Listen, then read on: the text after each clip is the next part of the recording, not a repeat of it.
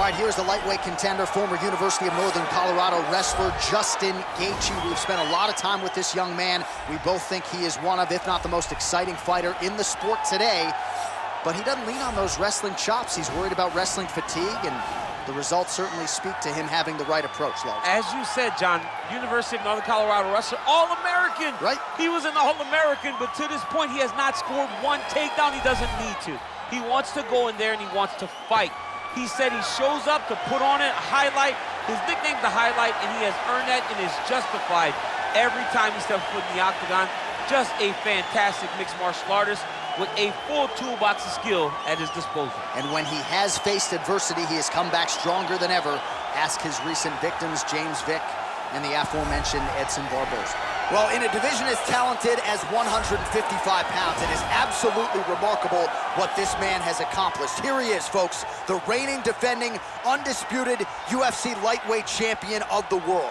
Now, his goals, far more lofty than that. The title defenses are starting to pile up, but he believes with this type of challenger that has some momentum with fight fans, if he can dust this guy here tonight, he can take his career to the next level and start to be mentioned with the GOATs, the Hall of Fame types. For now, he'll have to settle for UFC lightweight champion. We will see how it goes for him tonight in Vegas.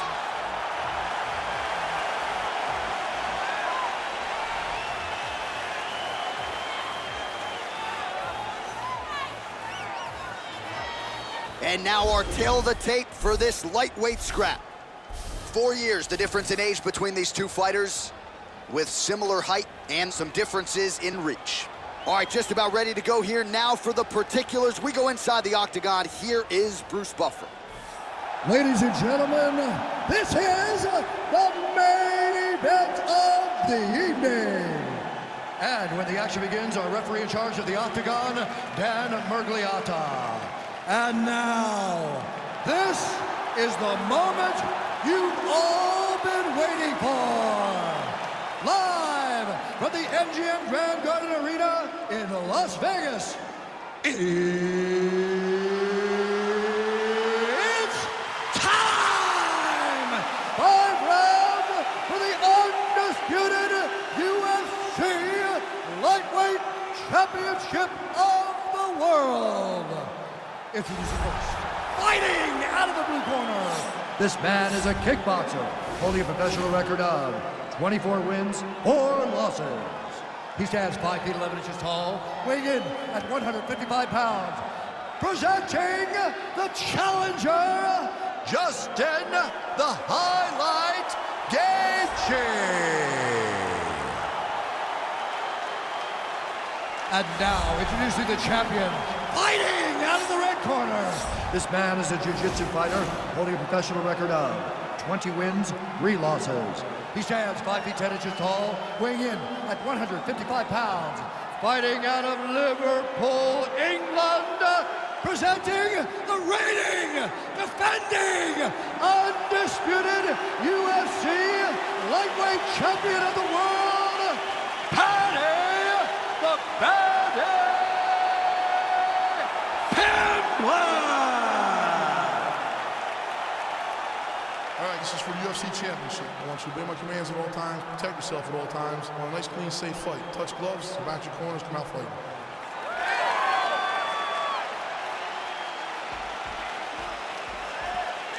You ready?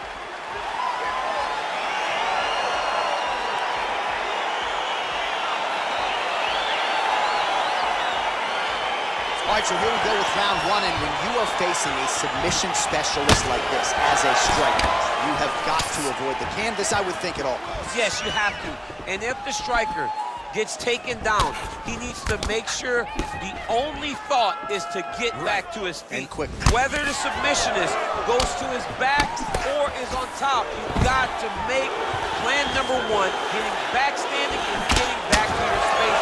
If not, you're going to find yourself tapping and really wondering why. Why did I not engage him in this game? Look at you dropping a submission stance, huh? That's crazy. And now he's got that tie clinch. Huge knee land. Oh, a little single collar tie there. Nice punch there by Gaethje. Oh, stuffs the takedown without issue. Hook to the body, blocked by Gaethje. Ooh.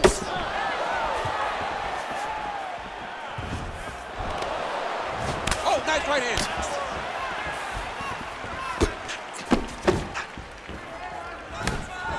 Well, he's been good tonight, but he missed with that one.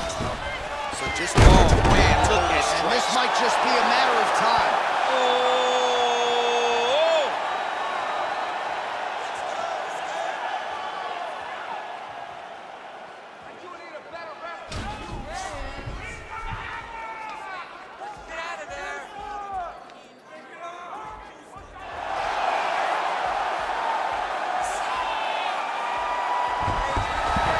Brilliant submission defense there.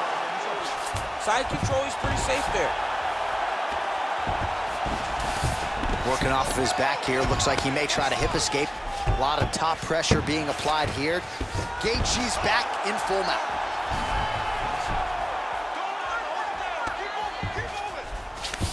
Well, there are few things more fun to watch in mixed martial arts than these type of transitions and scrambles on the ground. High-level grappling can really be entertaining. Oh, nice job to reverse position on the ground. It was bad, but now it's not so bad. What a fantastic sweep. Oh, he's got the ground and pound going now. And he landed the right hand there. Oh, nice right hand. I love watching this guy move on the ground. Another nice transition there. Such a high-level grappler. You don't see that very often.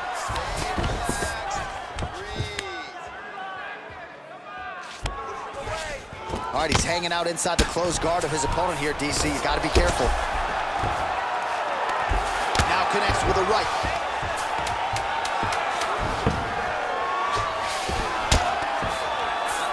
All right, he's trying to control posture here. Now trying to hip escape. He's just trying to move out of this position off the bottom.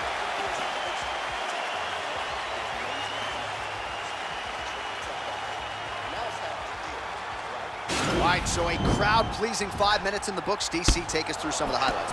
Punch after punch landed right on his opponent's face. Did a great job of finding his target, locking in, and then getting his fist to the target in that round.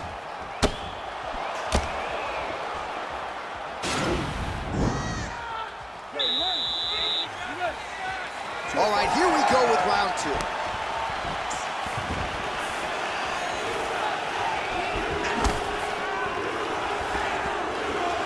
Gaethje gets caught with that punch.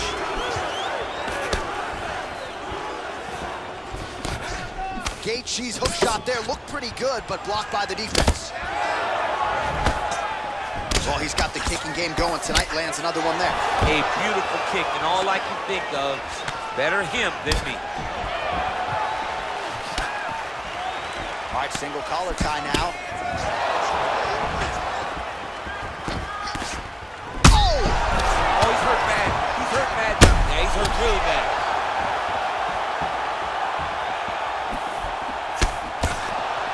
He's done. He's done. Trying to stay in this fight. All right, he engages in a single collar tie here. Oh, straight right.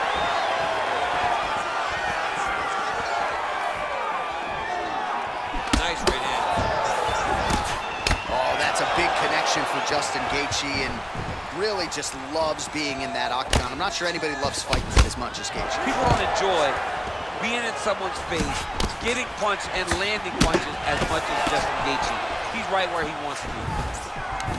That is when you have to be throwing more kicks. That's the only way to catch someone that you're actually having to chase the whole time. Well, he was a little bit lackluster in round one. You can't say the same here in this second round. He has really picked up the pace, an uptick in the aggression and the output, and starting to find his range here in the pocket. Oh! Huge right hand! He's in trouble. He's hurt bad. He's mixing up his target. He's throwing kicks. He's throwing punches.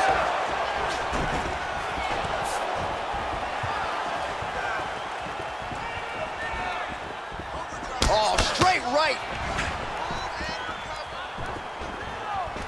All right, he'll engage in a single collar tie. Gaethje's got the tie clinched. Let's see what he can do with it. Man. Dude's hurt. Serve him up. Go get him. Oh, big left hook there.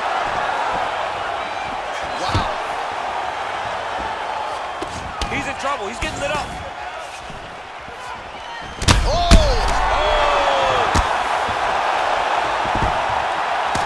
Dominant position here. He's got the full mount. A lot of different ways he can go here. Maybe try to find an arm bar or just get the ground and pound. He can attack submission, but those submissions will present themselves once he is landing that brutal ground and pound he is known for. Because then his opponent will start to get a little bit desperate to get out from under him, which will then in turn leave arms dangling, or he'll turn to his knees and get choked out. Oh, man, this ground and pound is good. Probably my favorite striking realm in MMA, and he's as good as it gets. The problem is his opponent is not controlling his posture. He's allowing his opponent to get up, and when he does, he creates this space to land these beautiful ground and pound combinations. All right, let's check out some of the action, DC, and how about the punching acumen by that fighter in that previous round? He does not waste anything. He does not loop punches. Everything's tight. Everything's precise. He's a sniper. We always talk about how he's a sniper. He is a sniper, and it showed in that exchange that allowed him to drop his opponent.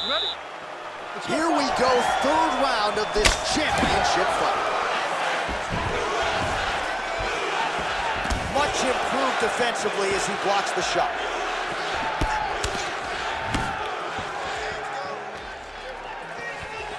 Well, straight right hand has been a good weapon for him. He misses with it there. And a nice job at least staying upright on that. Oh. He needs to start looking to finish now because he's got his opponent hurt very bad. Gaethje's looking to go from the full to the half guard here. Now trying to hit the skate. He's just trying to move out of this position off the bottom. The Kimura is not the arm. It's the shoulder pressure that usually makes you tap. But now DC trying to isolate an arm. Yep, he's using the Kimura. It's in there deep. There you go.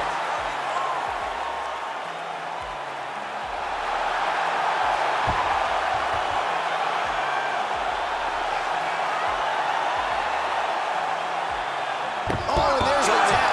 He got the finish. What a beautiful Kimura finish by this great fighter. And I don't care how high your threshold is for pain. When you're in that compromised state, better to tap and fight another day. It's so crazy because people think the pressure's on your arm. It's all your shoulder.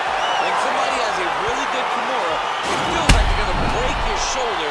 That's why you have to tap. All right, let's take a look back at the replay as he gets it done by submission tonight, champ. Just watch how slowly he approaches the submission, though. He never rushes. He takes his time, but it's his trickiness.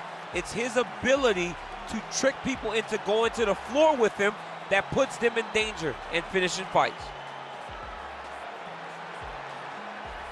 Well, ladies and gentlemen, there he is, the UFC lightweight champion, and I'm not sure any 155-pounder could have held up under the onslaught here tonight. He wins the belt by way of submission.